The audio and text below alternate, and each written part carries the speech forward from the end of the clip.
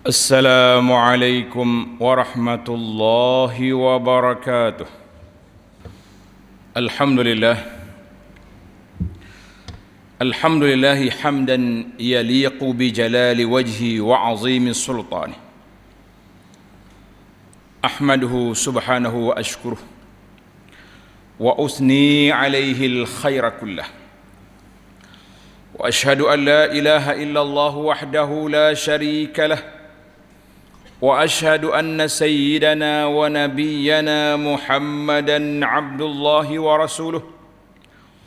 اللهم صل وسلم وبارك على عبدك ورسولك محمد وعلى آله وصحبه ومن سار على نهجه واهتدى بهديه واستنى بسنته إلى يوم الدين. أما بعد، فيا عباد الله، اتقوا الله حق تقاته ولا تموتن إلا وأنتم مسلمون، واعتصموا بحبل الله جميعا ولا تفرقوا. Muslimin, para jemaah yang dihormati dan dikasihi sekalian, kita hendaklah sentiasa berpesan, mengingati sesama kita untuk meningkatkan ketakwaan kita kepada Allah Azza wa Jalla yang menjadi bekalan hidup. Orang yang bertakwa hidup di dunianya baik, di akhirat nanti mereka telah dijanjikan dengan syurga. Uiddat lil muttaqin. Allah kata, aku sediakan kepada orang-orang yang bertakwa. Maka bila kita sebut tentang takwa, definisi yang sangat pendek, iaitulah melakukan segala perintah Allah, terutama sekali menjaga perintah yang wajib, kemudian memperbanyakkan amalan-amalan yang sunat. Ana telah kempen melakukan amal sunat ini dengan kita mengatakan amal sunat buat boleh pahala, tak buat kita rugi. Walaupun kita hafal daripada kecil lagi, yang sunat buat boleh pahala, tak buat tak ada apa-apa. Mungkin daripada kata-kata ini kita rasa tak ada apa-apa tak buat hak sunat. Sebab itu kita tidak berlomba-lomba, kita tidak bersemangat, tak bersungguh benar untuk melakukan amalan-amalan yang sunat. Sedangkan amalan yang sunat itu menjadi pelengkap yang menyempurnakan kalau ada kekurangan-kekurangan dalam amal fardu kita.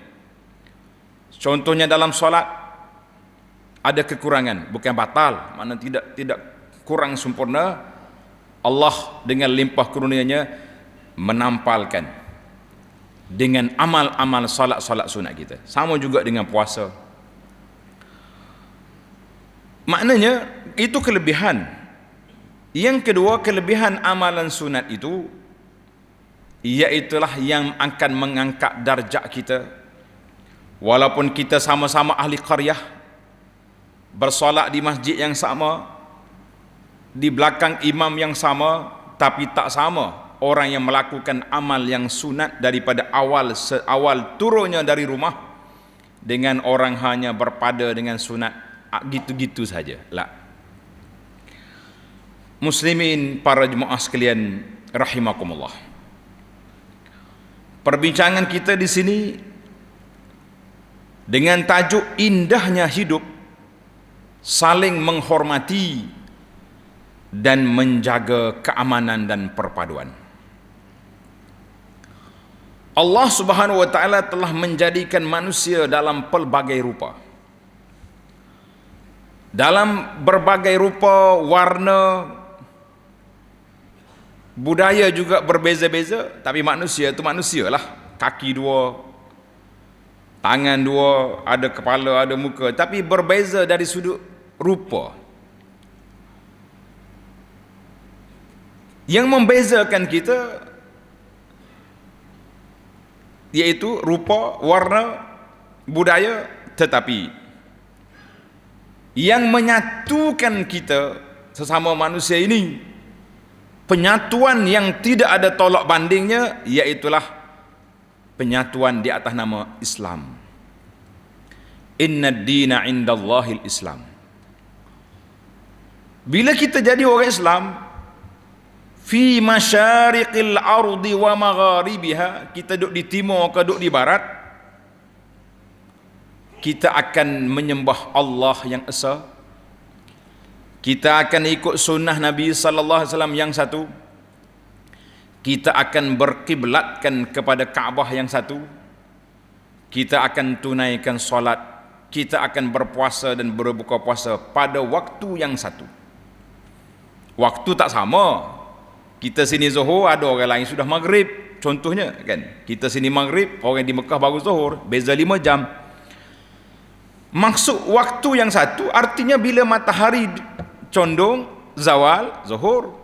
Bila matahari sudah terbenam, semuanya akan solat Maghrib. Maknanya tidak ada perbezaan. Maka menjadi kewajipan untuk kita saling hormat menghormati, bertimbang rasa, at-ta'awun, tolong menolong, musa'adah, memberi bantuan pertolongan. Kerana kita, Allah jadi tak sama, pintu rezeki berbeza-beza, kadar rezeki juga berbeza. Maka kita mesti letakkan keutamaan untuk memberi keamanan, keselesaan, kesejahteraan kepada manusia. Allah menjadi program kita berdasarkan ajaran agama kita. Dan Islam telah menitik beratkan soal adab, etika, peraturan di dalam bermuamalah sesama manusia. Sama ada kita sama kita, innamal mu'minuna ikhwatun, sama-sama orang Islam ataupun bukan Islam. Allah SWT tidak larang kita berinteraksi dengan orang bukan Islam selagi mereka tidak menunjukkan penentangan kepada Islam. Kalau mereka sudah lawan Islam, maka mereka telah bertukar daripada non-Muslim kepada kafir harbi yang menentang kita, maka itu ada hukum lain. Maka kita kena letak etika yang besar dalam muamalah berinteraksi sama-sama kita, iaitulah al-adab wal akhlak. Sehingga kan Nabi sallallahu alaihi wasallam telah menyimpulkan dalam 2-3 patah saja ucapan sabdanya tentang tujuan kedatangannya ke dunia ini, innama bu'istu liutammima salihal akhlak. Sesungguhnya aku diutuskan oleh Allah untuk menyempurnakan budi pekerti dan akhlak yang baik. Hadis riwayat Imam Ahmad. Akhlak yang paling tinggi iaitulah akhlak kita tauhid kepada Allah, kerana itu hubungan kita dengan Allah.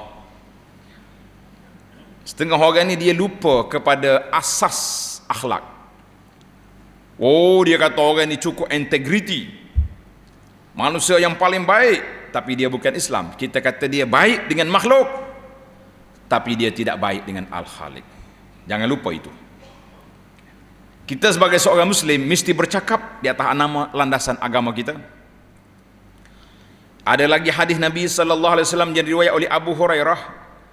Rasulullah sallallahu alaihi wasallam letak dalam hadisnya yang pendek yang dikenali oleh para ulama Islam dengan jawami'ul kalim, cakapnya pendek, maknanya panjang, nak buatnya memang susah. Nabi kata apa? Man la yarham la yurham. Siapa yang tidak mengasihi orang, siapa dia tidak kasihan belah pada orang, siapa dia tidak kesian kepada orang, maka dia juga tidak akan dikasihi oleh Allah Azza wa Jalla, dan makhluk pun tak suka dengan dia. Hazal hadis rawahul Bukhari. Maka berdasarkan hadis yang kita baca ini, hadisnya pendek, maknanya panjang, kedudukannya besar. Kita dapati bahawa mengasihi dan menghormati orang lain adalah merupakan tuntutan dalam Islam dan wajib dilaksanakan oleh setiap orang yang beriman mengikut keadaan dan kemampuan masing-masing. Sidang jemaah yang dihormati dan dikasihi sekalian, di antara punca keruntuhan akhlak, hancurnya kasih sayang, dan rusaknya perhubungan, yaitu dengan kepantasan dan kepesatan dunia hari ini, timbul lagi satu alat gadget, alat perhubungan baru disebut dengan nama media sosial ataupun medsos. Budak-budak kata media sosial, yang menjadi medium ataupun gerakan utama untuk semua orang mendapatkan maklumat. Kita nak pergi apa-apa, bangun tidur, air buka dulu tengok orang kata apa, orang cerita apa, tak tahu apa. Baca doa bangun tidur pun tak ada. Baca WhatsApp tegak sengih dengan tarik-tarik mata, dengan tarik apa ni, ngalio basi tak basuh lagi. Patutnya kita basuh muka dulu, masuk tandas, ambil wudu, sesar-sesar dulu tahajud baru kita buka. Ni dak pukul 4 pagi duk WhatsApp orang tu, WhatsApp orang ni, menyebarkan maklumat, mendapatkan maklumat. Kalau hak betul mana sabar juga. Ni kadang-kadang hak dia sebar tu tak betul pun. Hak nak marah orang pula di media sosial lah yang menjadi mengekspresi ataupun melepas perasaan. Bini untuk lelaki lambat balik tulis, bahasa orang tua tu gimana. Orang apa tahu untuk lelaki dia tak klik tu. Untuk lelaki pun nak marah ke bini, tulis situ. Anak nak marah ke mak, tulis situ. Orang tua tidak menghormati zaman, macam-macam dia kata. Kita sebagai seorang Islam, dalam kebebasan kita menggunakan media ini untuk melepaskan perasaan, menyatakan perasaan kita, janganlah kita melanggar batas dan sempadan yang telah ditetapkan oleh Islam. Jangan kacau, jangan langgar SOP kita kata jangan langgar SOP ataupun PKP. Itu dua istilah yang dijumpai pada tahun ini.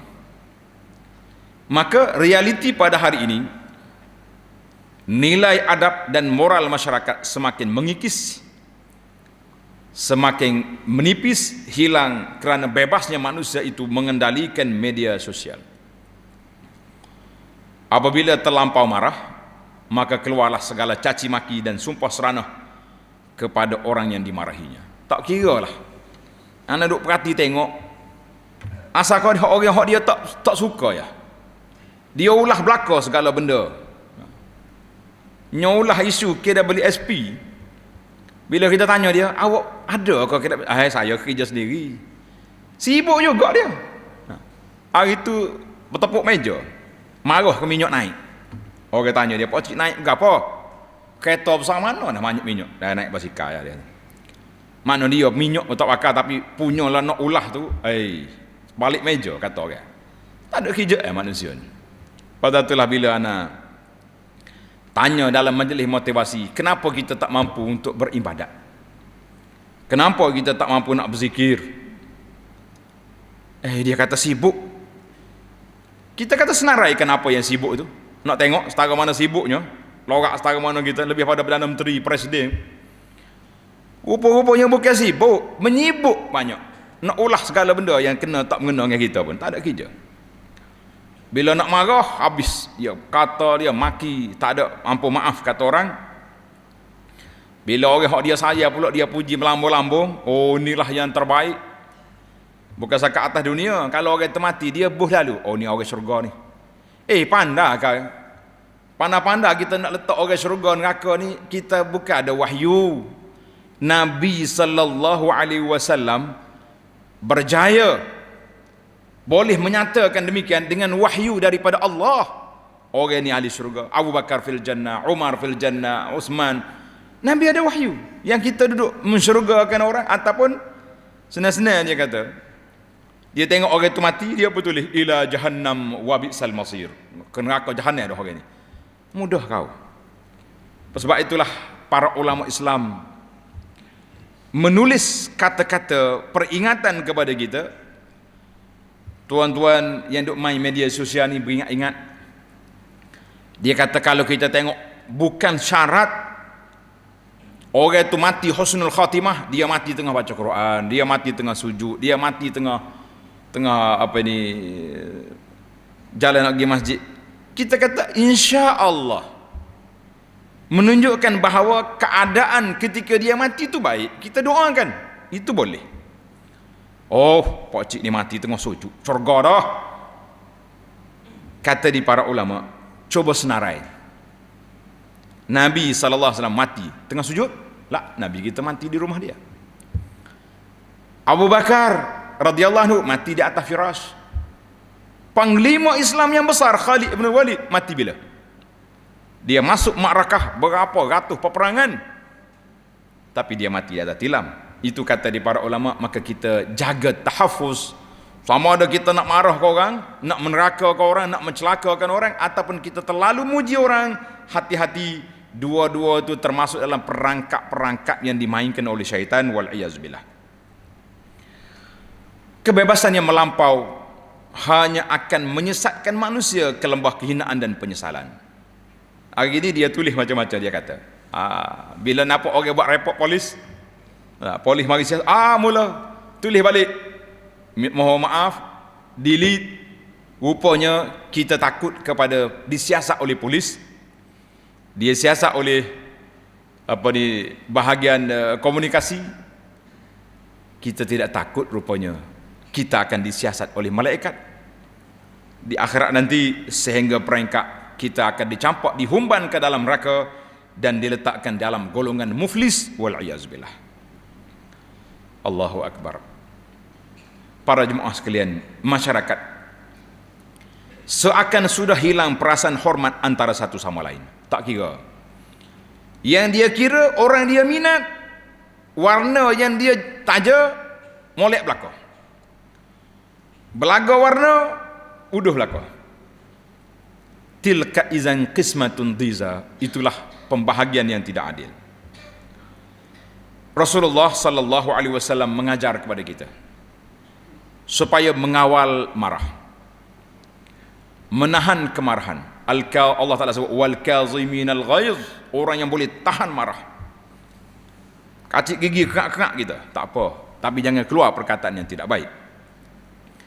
Paling kurang kalau kita nak marah, kita rasa nak ulah apa-apa dekat media sosial ni, kita pun letak tangan kita, a'udzubillahi minasyaitonirrajim, pergi ambil wuduk dulu, zikir-zikir dulu. Ilah marah, aku nak tulis lagi ke tak? Rasa tak tulis.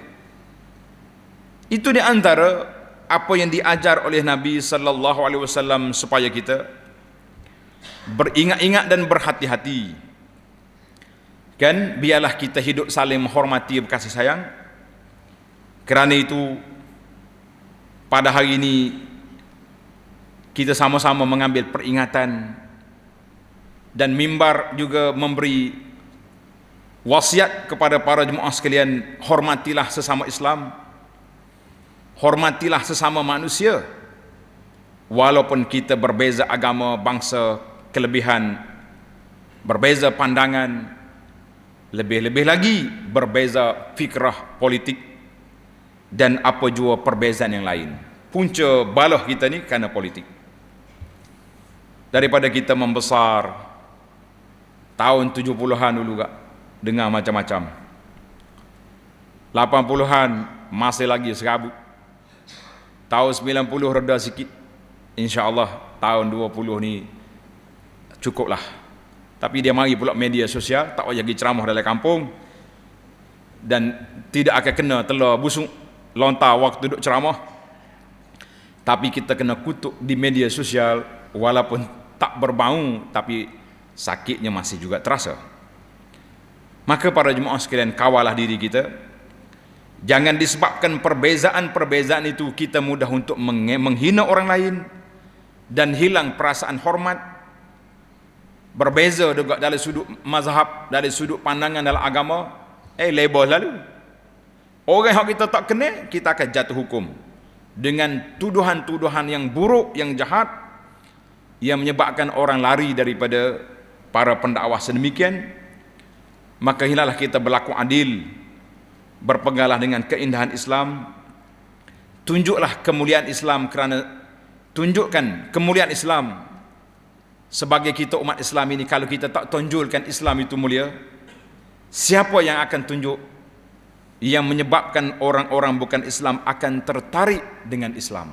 Banyak saya baca pendakwah-pendakwah kita yang berinteraksi dengan non-Muslim, orang bukan Islam boleh masuk Islam kerana akhlak yang ditunjuk, bukan kerana kekayaan. Pendakwah tak perlu bawa kereta besar, tak perlu bawa baju comel-comel, cukup kita tunjuk akhlak kita, orang tertarik dengan akhlak, kerana itu mencerminkan Islam. Dan kalau ada kereta naik, tidak jadi salah. Maknanya bukan itu yang menarik minat orang. Kalau kata kerana dunia orang minat, mereka lebih kaya. Tapi mereka minat kerana akhlak dan budi pekerti. A'udzubillahi minasyaitanirrajim. Wa idza huyyitum bi tahiyyatin fa'ayyu bi ahsana minha aw rudduha. Innallaha kana ala kulli syai'in hasiba. Dan apabila kamu diberi penghormatan dengan suatu ucapan, orang kata assalamualaikum, maka jawablah. Yang lebih baik kita kata waalaikumsalam warahmatullah, ataupun sama, assalamualaikum, waalaikumsalam. Itu asasnya. Maknanya kalau orang buat baik, kita buat baiklah. Kalau orang tak buat baik pun jangan kita buat tak baik pula. Lah. Sesungguhnya Allah sentiasa menghitung tiada sesuatu apa yang kita lakukan itu. Surah An-Nisa 86. Di antara takwa yang kita letakkan target kita pada hari ini, iaitu kasih sayang, hormat menghormati, dan menjauhi persengketaan. Alhamdulillah kita duduk dalam negara yang baik. Dalam negeri kita juga dalam keadaan aman. Kemajuan berlalu, kestabilan politik masih berlaku, kesihatan juga alhamdulillah, dan kita syukur kepada Allah Azza wa Jalla kerana di antara 3 negeri yang tidak ditutup pintunya, khususnya pintu masjid dan pintu-pintu yang lain, tetapi penjagaan ini sangat penting supaya keselamatan dan kesejahteraan itu berterusan, kita dapat beribadat, dapat bekerja, dapat menjalani hidup yang baik sebagaimana kebiasaannya insya-Allah. Tapi apa yang membimbangkan kita pada kali ini, di saat Covid pandemik ini masih lagi kuat, negara diletak di bawah PKPB, tiba-tiba pihak media masih berani untuk membuat satu perancangan mencari siapa yang popular yang disebut dengan nama program maksiat. Maka apa yang kita nak kata lagi? Dalam hadis memang Nabi sebut, apabila zaharal fasad, apabila maksiat berluasa, maka bala akan mengundang. Kita mengatakan para jemaah sekalian, adakah kita belum cukup? Covid yang ada ini telah mengurung kita sehingga perjalanan ekonomi tidak begitu baik, tapi kita masih lagi mampu untuk melompat-lompat buat maksiat. Allahu Akbar. Kita bantah dengan lidah kita, kita bantah dengan hati kita, maksiat yang berlaku kita tidak reda. Dan pihak yang bertanggungjawab juga telah berunding, mudah-mudahan mereka akan batalkan. Kita kata insya-Allah. Menyentuh tentang perpaduan dan penyatuan bangsa Melayu, umat Islam di negara kita ini, kita berharap ianya tidak menjadi sekadar pemanis kata, halwa telinga, untuk sedap didengar aja, perpaduan tu perpaduan ni, pakatan tu pakatan ini. Tetapi kalaulah sistem demokrasi ini digunakan kebebasannya untuk kutuk sana kutuk sini, lompat sana lompat sini, maka kita mengatakan nilai-nilai akhlak dan kasih sayang kita akan punah, akan hancur. Dan keadaan masyarakat, tuan-tuan boleh tengok sendiri dengan mata kepala kita. Kita umat Islam bercakaran sana sendiri, perasaan kebencian ditanam ke dalam kumpulan masing-masing, gendang perang permusuhan dipalu berterusan tanpa henti dan penghujungnya. Maka di sana kita akan nampak orang-orang yang lain daripada Islam, berbeza pula sikap mereka. Jadi kalau kita umat Islam ini tidak mengambil tanggungjawab, para pemimpinnya tidak duduk di bawah hirasatuddin, menjaga agama dan siasatu dunia, menguruskan pentadbiran dunia ini dengan cara Islam, maka kita lihat negara akan pergi ke arah kemunduran walaupun banyak bangunan-bangunan. Maka para jemaah sekalian, akhirnya kita juga dapat lihat bahawa punca berlakunya wabak COVID ini bermacam-macam. Anda nampak macam jemaah umat Islam sebahagiannya sudah hilang kesabaran. Di mula-mula PKP dulu semua senyap. Sekarang ini sudah macam-macam teori-teori ditimbulkan. Sebahagian pendakwah telah mengeluarkan video di media sosial yang menyebabkan sebahagian daripada umat Islam mula protes, tak puas hati kepada pihak berkuasa agama negeri masing-masing. Kita mengatakan jangan sampai bibit-bibit kebencian ini timbul. Biarlah kita nak kata apa, kita ada majlis fatwa, kita ada ulil amri yang disebut dengan nama raja-raja sebagai pemimpin. Kita ingatlah kepada firman Allah Ta'ala, wa ati'ullaha wa rasulahu wa la tanaza'u fatafshalu wa tazhaba rihukum wasbiru innallaha ma'as sabirin. Sentiasalah kita taat pada Allah Ta'ala, taat pada Rasul, yang jangan kita berbalah sama-sama kita. Kepada pemimpin kita tunjukkan ketaatan kita fi ma'rufin, dalam perkara yang ma'ruf yang mereka suruh. Tak payahlah kita menimbulkan benda-benda yang menjadi syak wa sangka. Siapa nak gak solat jauh-jauh lagu ni kan? Siapa nak keadaan tak boleh bersalam sama-sama orang Islam? Tapi benda ni baru. Kalau memang ada bukti yang menunjukkan bahawa COVID-19 ni konspirasi, kita seluruhnya ditipu, ulama-ulama seluruh dunia ditipu, ketika itu bolehlah kalau kita nak bangkit bantah. Ni setakat seorang dua, satu dua video ustaz tu ceramah, habis pakai duk sebah tu seolah-olah hak lain tak jadi kerja. Siapakah kita pun kena kutuk juga, ustaz pun ikut juga. Puak-puak konspirasi ni kita kata Masya Allah, Tabarakallah. Saya ikut majlis fatwa, ikut apa majoriti ulama dalam dunia ini memfatwakan sedemikian. Akhirnya kita juga dibakul sampahkan sekali dengan majlis-majlis fatwa antarabangsa. Kita kata hati-hati para jemaah sekalian, bercakap biar realiti. Bukan kita seorang yang pandai bercakap, orang lain pandai juga. Media sosial ni media yang terbuka, tapi nak tulis biarlah berhati-hati. Jangan sampai para ulama masyarakat hilang penghormatan kepada penguasa agama di dalam negara kita. Dan penguasa agama juga perlu berhati-hati ketika mengeluarkan SOP, mengeluarkan fatwa, mengeluarkan pandangan. Biarlah ia bertepatan dengan maqasid dan berlandaskan kepada Alkitab was Sunnah, sehingga masyarakat boleh tenang. Kalau tidak, orang akan pertikai sana sini, pagi keluar arahan, petangnya keluar video lawan. Kita kata dunia semakin hancur. Baiklah para jemaah sekalian, kembali kita saling menghormati, menjaga keharmonian. Mudah-mudahan kita selamat di dunia dan akhirat insya-Allah. Sentiasalah berselawat kata Nabi sallallahu alaihi wasallam, kerana perintah Allah dalam Al-Quran, innallaha wa malaikatahu yusalluna 'alan nabi ya ayyuhalladzina amanu sallu alaihi wa sallimu taslima.